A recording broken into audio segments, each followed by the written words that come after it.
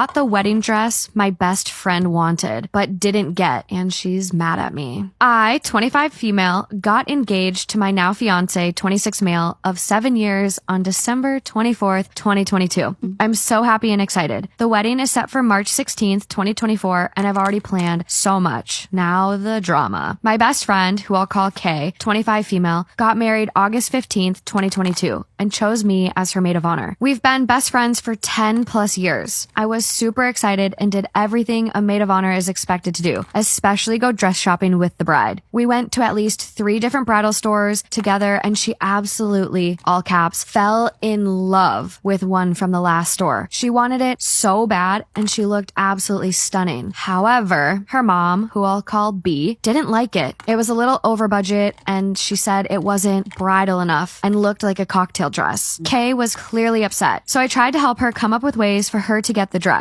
Unfortunately, B didn't budge. Kay ended up choosing a different dress at a different bridal shop that was just as beautiful. Fast forward to February of this year. I asked her to be my maid of honor and invite her dress shopping with my mom and I. I try on several dresses at the first stores, but none of them were the one. So we go to the store where she fell in love with the dress, but didn't get it. And I try on several dresses. I knew I wanted to try on that dress just because. I didn't think it would be a big deal because she ended up choosing another dress. The moment I put it on, I knew it was the one. I felt so beautiful and confident for the first time in years. Kay went to the restroom, and my mom said I should talk to Kay to make sure she was all right. So before we all went to dinner, I asked Kay, will you be mad if I choose this dress? She said, I'd be a little jealous, but if that's your dress, you should get it. 2 weeks later, I said yes and set an appointment for her to get her maid of honor dress. I even offered to buy it for her because I wanted her to get a dress she wanted no matter the cost. After I said yes, she got extremely upset and ran into her dress room crying. My smile immediately went away, and everyone in the bridal shop could see. She texted me a few hours later saying, quote, I'm sorry. You knew how much I wanted it for my wedding, and it feels like a punch in the gut. She also said, quote, it felt like a stab in the back. I couldn't stop crying. The next day, we had a girls' day because she didn't have a bachelorette. That's a whole nother story. And we both apologized. We had a great day, and I thought everything was fine. Kay went silent for 2 months after that day. I texted her and basically asked her what's going on. She said, quote, based on how I was treated during my wedding planning and then you getting that dress, you don't value our friendship. I was shocked. I honestly didn't know what she meant by, quote, how I was treated throughout my wedding process, and I didn't respond right away. The next day I texted her that what she said broke my heart and we needed to have a conversation, but I needed time to process everything. A week later, I asked Kay if she was still going to be my maid of honor. I told her, quote, I still want you to be, but if you don't want to, I'll understand. And she responds, that sounds like you don't want me to be. I said that was not the case, but I wouldn't force her and I would respect her decision regardless. She basically ended up saying, quote, I'm still going back and forth with it, but I'm leaning towards not being in your bridal party. Fast forward to weeks of trying to get together in person. We get together and talk. The conversation went well, I thought. I told her she's no longer in the bridal party and my second maid of honor is taking over the role completely. Kay and I both said we want to stay in each other's lives. One thing that Kay said that really pissed me off is that when I said I can't go back in time and choose a different dress, she laughed and said, quote, you could, it would just be a lot of money, LOL. I've been really going back and forth on this and it's adding so much stress to myself. So am I the asshole?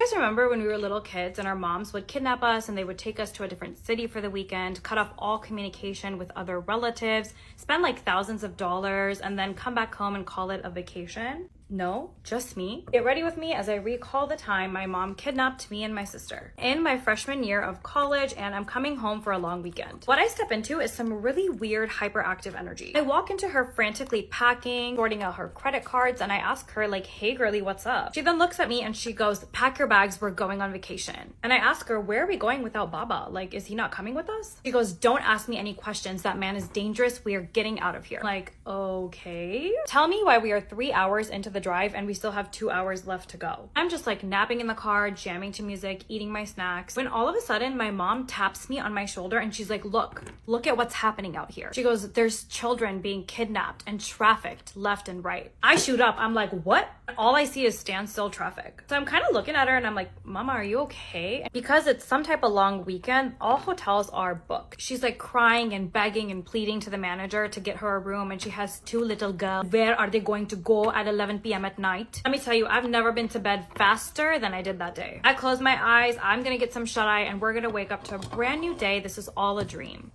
Boy, was I wrong. My alarm goes off at like 7:30 or 8 in the morning. Believe me when I tell you I wake up to a scene out of a horror movie. This is how my mom is sitting on a chair in the hotel room. She goes, had the best 1 hour of sleep of my life. Let's go. We need to get the out of here.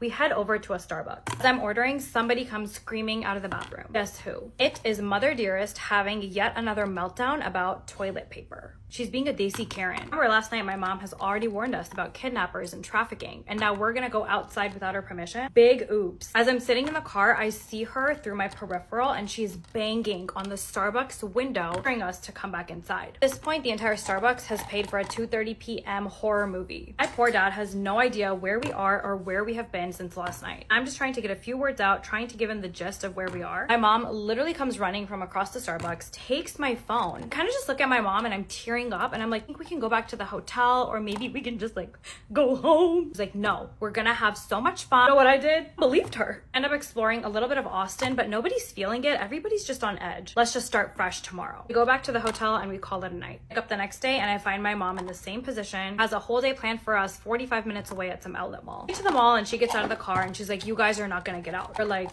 what?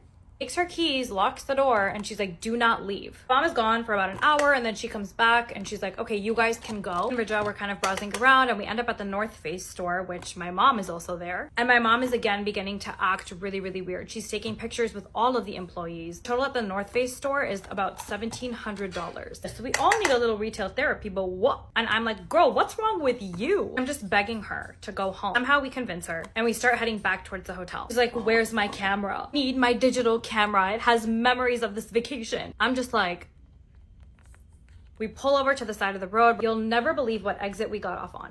The Starbucks exit, where she had a meltdown earlier. She's now having another meltdown. This is pulls into the Starbucks and she's crying in the parking lot, trying to find her camera. Helping her find her camera, and finally we find it. My mom is still sobbing and she's walking back into the Starbucks. Mama, we don't have to go in here. Like, we were gonna go to the hotel. She's like, no, I need to eat. Like, this digital camera is everything to me. Like, I need to relax. Rija go in once again to the Starbucks, and it's the same employees. They're kind of like, what you doing back here, and do we need to call 911? Poor girl who recognized us from the other day comes over. There's this free cake pops. It's like closing shift. She's just like, I'm so sorry. You know, maybe your mom is going through something. Just hang in there. And I'm like, yeah. I'm like sobbing, eating a cake pop while my mom is on the other end showing employees her vacation photos. What?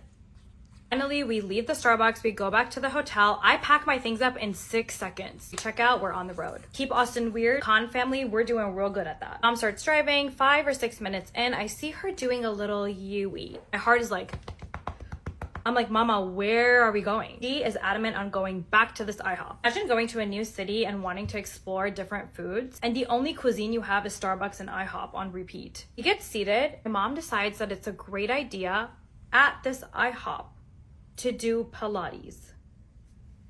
Doing stretches on other people's booths. I'm literally in my seat like, Mama, what the hell are you doing? Get in your seat. And she goes, if I need to do stretches here because I'm diabetic, I will do stretches in the middle of the IHOP. You will not tell me what to do. How are you gonna bring your diabetes into this? Whole IHOP is just staring. Hour and a half in IHOP, and then we're back on the road. Praying to Allah, I'm like, let's just get home. About another 40 minutes into the drive, the van comes to a slow and steady stop. I jolt up out of my seat, the gas station. Let's fill the tank, let's get going. 5 minutes go by and Rija walk inside. Really, let's get going. What you doing? She goes, my blood sugar is just too high. I can't drive. I'm seeing blurry. Like, we're gonna have to sit here for a minute. At this point, I'm like, God, take me. Just literally take me. Like, I'm not going home. Well, fed up, out of frustration, I just sob in a corner. Years later, she's like, okay, I'm ready. Let's get driving. This time, she lets about an hour go by until something happens. There's a noise that starts coming out of the van. She's inspecting the car as if she has any knowledge of what the hell is happening. Back into the car and she says, Anika, something is wrong with the car. I think there's a bomb in here. I don't expect any less of a crazy statement than that. You know what? There probably is. At least it'll take me to Jannah. So my mom is calling all these emergency numbers. The sergeant comes by. He's like, ma'am, I'm gonna check out your car. I'm gonna get you and your girls going. My mom at this point is just so paranoid. She's coming up with different kinds of scenarios. There's a bomb in the car. Maybe FBI is following us. Someone wants to traffic and kidnap her girls. Be so for real. Mom is getting really antsy at this point. So she looks at him and she goes, is the car going to bust? Turns out there is a cicada stuck in the engine, a way where it's like vibrating.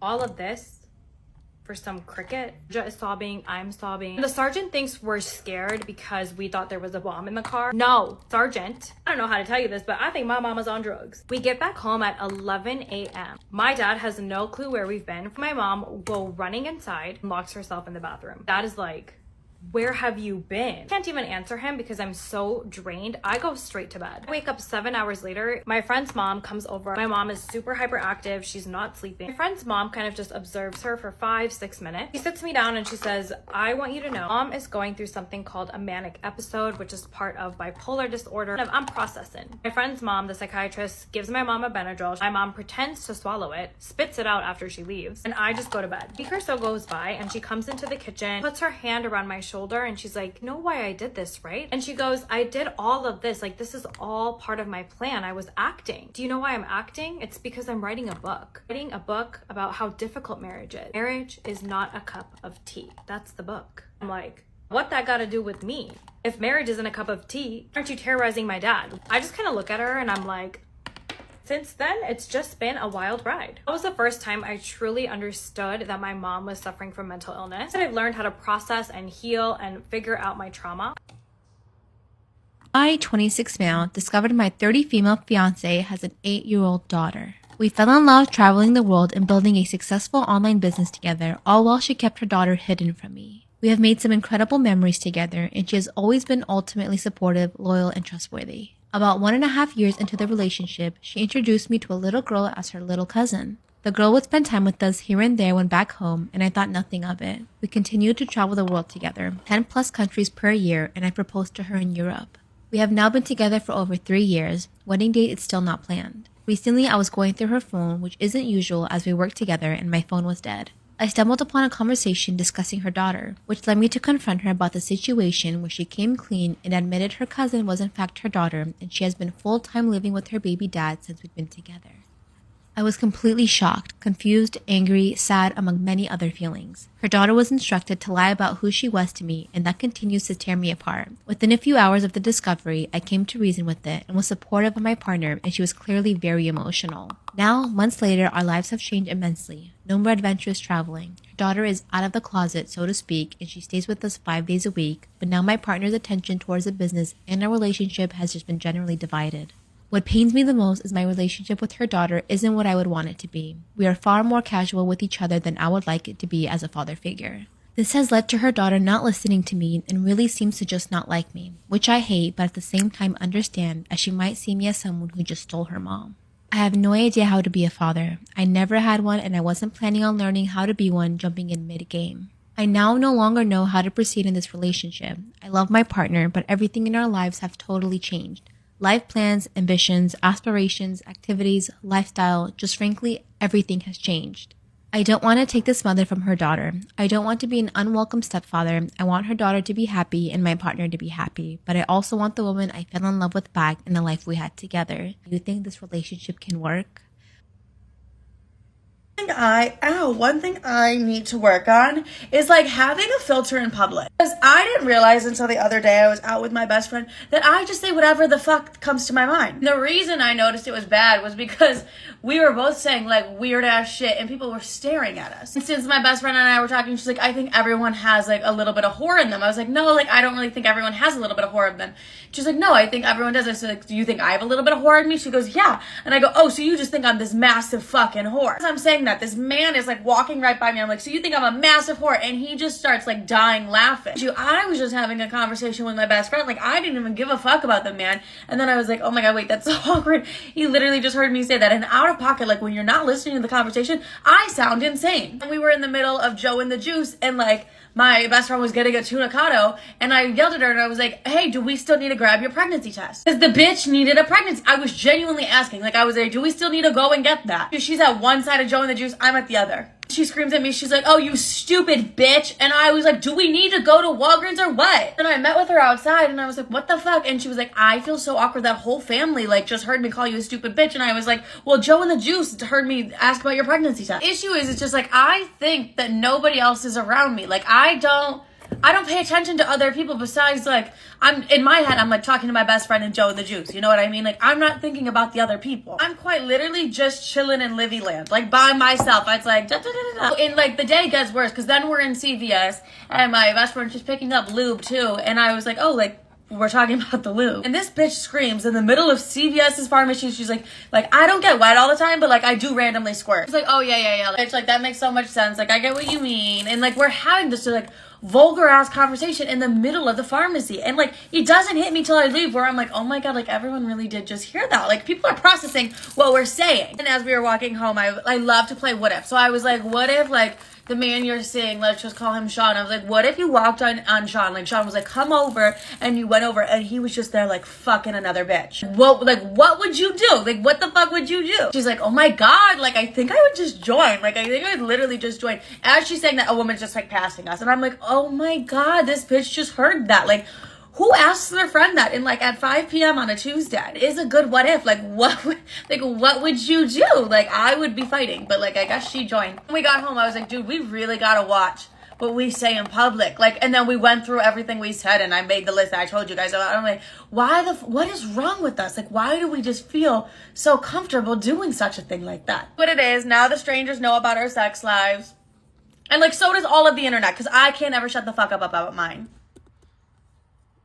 I talk back to my mom. I just want to talk about this because I feel like a lot of parents do not let their kids talk back. And I'm not saying talk back disrespectfully, I'm talking about respectfully. I'm never disrespectful to my parents. Anytime that there is a situation, I let them talk first, of course, talk about the problem and how they feel. Instead of them cutting me off, not allowing me to express myself, they let me talk and express myself. What parents don't understand is that they're still human beings and they're still kids. Don't ever sit there and think that you can disrespect your kid and not get anything back. And I'm saying this respectfully. Never has my mom been disrespectful to me, and I've never been disrespectful to her, but there's so many parents out there that confront their kids with the situation and don't let their kids explain themselves or don't let their kids talk about it. How are you going to want to change and fix a problem if you're not going to let your kid express themselves? You know what I mean? It's forbidden in so many households. I just think that is so sad. And then they wonder why their kids won't communicate or talk to other people or talk to them. You don't allow them to. You've never allowed them to. And I'm not saying this in a disrespectful manner. I'm saying that you can talk to your kids respectfully and your kids can talk to you respectfully. Your point would never get across if you're not communicating properly with your kids.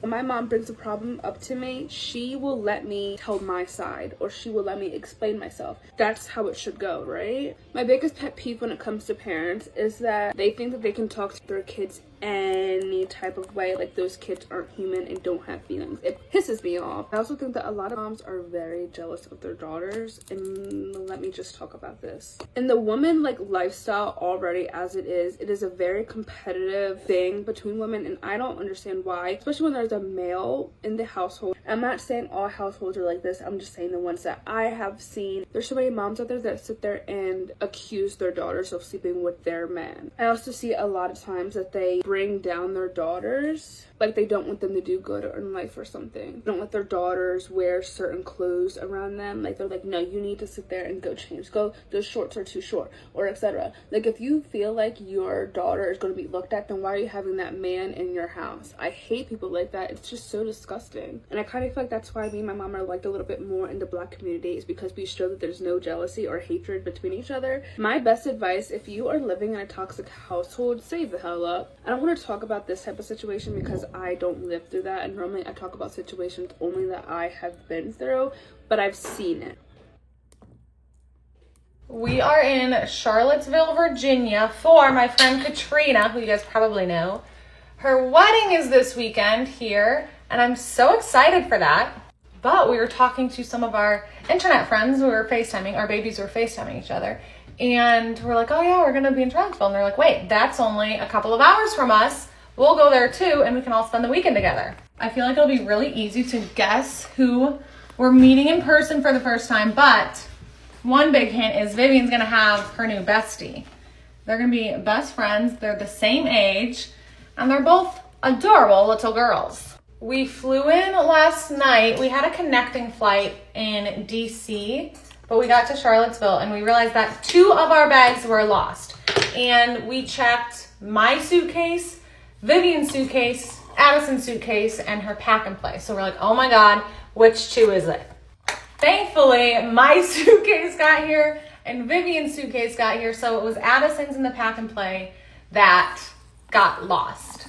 And on my I to the G, I was like, well, you know what? That's best case scenario. Like, good news, mine and Viv's made it. And people are like, poor Addison, poor Addison. But like, he agrees with me, okay? Like, the one suitcase I really was hoping wasn't lost was Vivian's, because it has her tent that like keeps her pack and play dark. It has her monitor. It has all of her clothes. It has her bottles, her binkies. Like, it had all of the things that we really need, and that would be pretty hard to replace just from like a trip to Walmart. And her sleep sack. And hers was the first one that came out on the carousel. And so when I saw it, I was like, okay, we're good. But also, replacing my stuff would have been a lot more expensive. I have a curling iron, a ton of clothes. I have all my makeup, my skincare. Versus Addison's was just a carry-on sized bag. Like, his stuff's a lot easier to replace than mine or Vivian's. So we went to Walmart last night and got a pack and play and some things for Addison. But both of the things are supposed to be delivered today by 3 p.m. So hopefully they show up, but I'm still gonna bill United for that pack and play we had to buy. I also have no idea what we're doing today, so I'm kind of just like getting ready preemptively so that as soon as the people were saying, call me back, I'm like ready to go. I haven't done a highlighter in forever, but I'm trying it today. I am certainly hoping there are some wineries in our future today because I love wine. And we're in like wine country apparently. And this is actually my first time ever being on the East Coast. Get ready with me to break up with my cheating boyfriend. I haven't seen him in a week, and this is the last time he'll ever see me, so I have to look extra good. So, backstory is his family has, like, a lot of family friends, and, like, I know this, and we've dated for over a year, and he's hung out with them, like, a few times. So, this didn't take me by surprise at all. He was like, we're going on a family vacation, both of our families. We're going to Mexico. I'm like, cool, that sounds so fun. Let's FaceTime. Like, obviously, let's stay in touch. Like what a good, loving girlfriend would want to do when she's in love with someone. And he's like, yeah, that's fine. We might not be able to every day because, like, they don't want it to be like a phone kind of vacation. So I'm like, okay, whatever, I respect it. I don't want to be like a controlling girlfriend. That's not who I am. So I know the family friend has like 2 like daughters, like one a grade above him and a grade below him. So like I know that already. And they're in like a hotel, and he's like, oh, I'm sharing a room with my sister. She's showering right now because like I hear the shower going. I'm like, okay, whatever, it's his sister. I'm not thinking much of it, but I see like something on his neck. I'm like, is that a hickey? And he's like, no, like, you're crazy. And like I asked like a few times, but like I didn't want to like be like, you know, crazy, because like I didn't really know. Then like the next day he's like, we can't FaceTime anymore, like my parents are getting mad. I'm like, okay, that's weird, but fine. But here's where the story gets crazy. So he posts a picture on his like main Snapchat story, and it's like a picture like looking at the beach. But in the sand, there's like a heart with his initial plus one of the girl's initials, M. So I slide up and I'm like, oh my God, that's so weird and like funny. Like, did you like recognize this? Like, did you see that? Like, blah, blah, blah. Still not thinking anything of it. He's denying everything. He's like, there was nothing in the sand. He's like, I don't know what you're talking about. You're crazy. And I'm like, I literally saw it. Like, now I'm getting sussed out. Now I'm like, this is so weird. Like, you could have been like, yeah, I saw that. That's what a coincidence. But no, he was like, that, like, it wasn't there. And I'm like, like, this is weird. So I had my suspicions. So I went to go find these girls' Instagrams. Turns out it was their 6-month anniversary vacation, just them 2 together, and I just had no idea. So congratulations to the happy couple.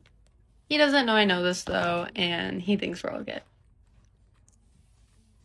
Trigger warning. Poop. Am I the asshole for not cleaning the shower drain cover my roommate installed since I have short hair? I, 22 male, am originally from the Middle East, and I live with my roommate, 21 female, who is English. She has really long hair and sheds everywhere while I have short hair. We used to have a problem with the shower getting clogged with hair, and I kept having to ask her to clean it, which she did, but she would complain about finding poop in it as she picked out the hair. Where I grew up, it is considered unclean to use toilet paper, and toilets have a handheld mini shower we call a shatafa and use to spray clean our bums. I am not religious, and this is not a religious thing. I just find the thought of smearing poop around to clean it disgusting, as some of it probably adheres to the skin. So after I poop, I clean up in the shower. The only reason poop got stuck in the drain though is because her hair had clogged it there. Otherwise, it would have gone through. Am I the asshole?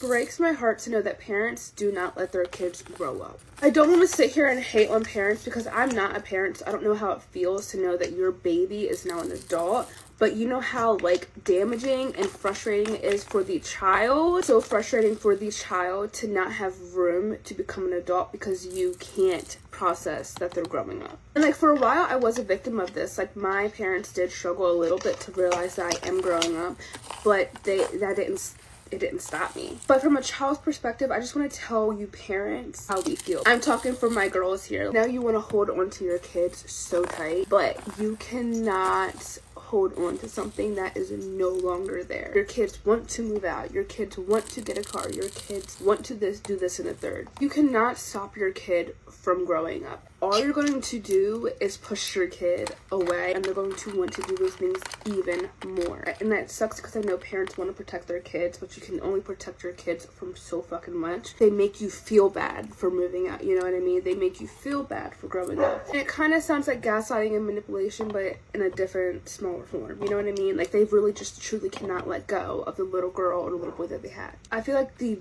biggest thing is kids losing their V. Oh my goodness. Parents always try to prevent it. Your kid's not going to do it anyway. It's going to hide that shit from you, and guess what? Boom. You could possibly get pregnant or whatever, and they're not going to tell you because they're freaking scared. Instead of you giving them the precautions and protection and etc., you just no, it's not allowed. You cannot do it. This and the third. You don't give them room to okay, you can come to me and talk to me. You just it's forbidden. No, not in my fucking house. Okay, I wasn't doing your house, I was doing it in the car, but anyway, you can't just keep coddling and babying us when we're 17, 18, 19 years old. That's when we're literally maturing. X leaves me because I'm too fat. He just can't believe it when we meet again after 2 years. Brian was the hottest guy I've ever dated.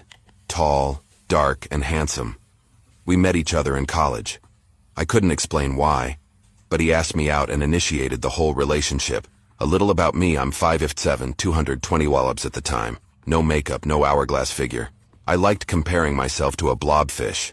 That's why I was more than unsettled when this conventionally attractive man, Henry Cavill type, was determined to get together with me. But he was not only good-looking but also really sweet in character. He tried to cheer me up and gently and understandingly motivated me to change my lifestyle a bit. He was very active, though.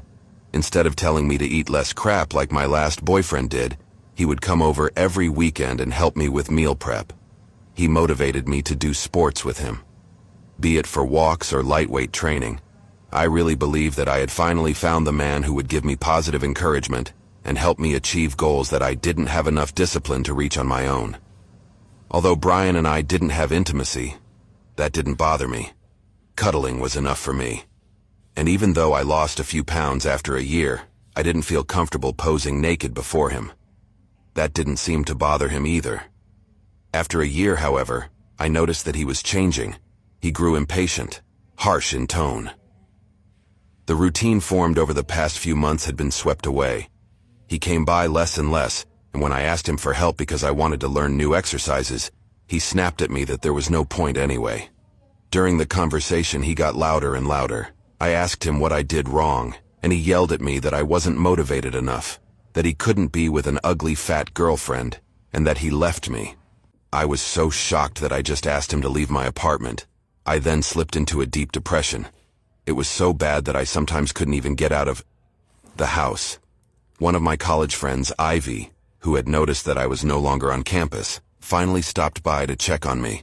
So I told her everything. So far, we've only had superficial contact. My real friends hadn't contacted me for weeks. Then Ivy told me she didn't know I was with Brian because she had always seen him with other women. He went on dates at night and was currently dating a pretty blonde law student. I showed her pictures and texts with and by Brian because I knew she didn't believe me. Ivy was absolutely shocked. What she told me finally brought me down. Why had he put up with me when he'd rather be with other women, more beautiful women? After a few days, I pulled myself together and returned to the lectures, determined to confront Brian.